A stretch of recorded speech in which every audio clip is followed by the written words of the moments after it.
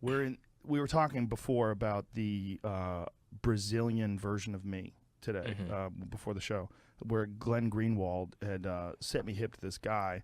I don't know his name, but he is a Brazilian podcaster who's very popular.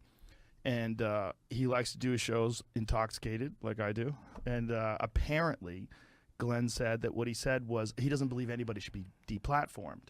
And he said, and someone said, like, including Nazis. And he said, yeah, I don't think you should deplatform Nazis, which, as we were saying before, was like the original position of the ACLU. The ACLU, which a lot of it like Jewish attorneys, they were saying, no, we shouldn't deplatform Nazis. And this is like 30 years after the Holocaust, right? Fresh in our mind.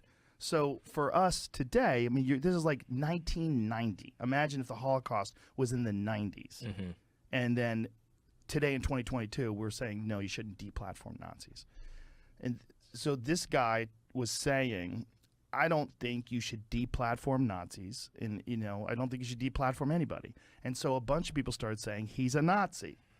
And he was saying, that's not what I'm saying. And they kicked him off of his platform.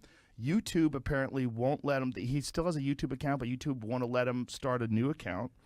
And people want him deplatformed off of everything. And whatever platform he was on where he was getting paid for his podcast, he got fired from. Yeah. I mean, what is this guy's name? Bruno. There you are. Ayub? I don't know how to say that. Yeah. Okay, it says it right here. 3 years ago, video game streamer Bruno Ayub decided to start a new podcast, Flow, modeled on the Joe Rogan Experience. Okay, he said, man, it'd be really cool if I did that in Brazil since nobody else has. Told the New York Times he interviews comedians, academics, government officials, ufologists, drinking alcohol and smoking weed. It's the exact same show. It's motherfucker, you stole my show. Anyway, his meteoric rise is due in no small part to model developed by his hero, as he learned last week. Aping Rogan comes with a risk.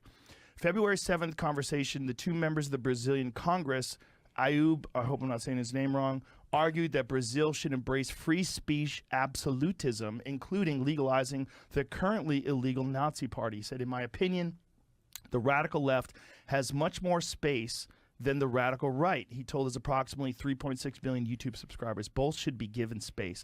I am crazier than all of you. I think that a Nazi should have a Nazi party recognized by law. He added, if someone wants to be anti-Jewish, I think he has the right to be.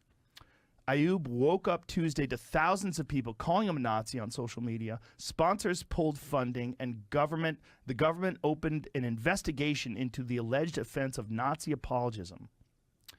And his podcast production company announced they will be severing ties with the 31-year-old provocateur.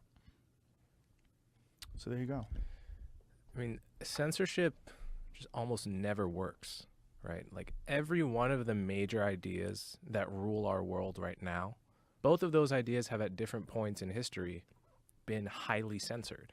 Yeah. Right? Like Christianity was highly censored at one point. Later it became the law of the Roman Empire. Atheism has been heavily censored for hundreds and hundreds of years, and now it's rather mainstream. I mean, those are big examples of censorship not working in the grand arc of history.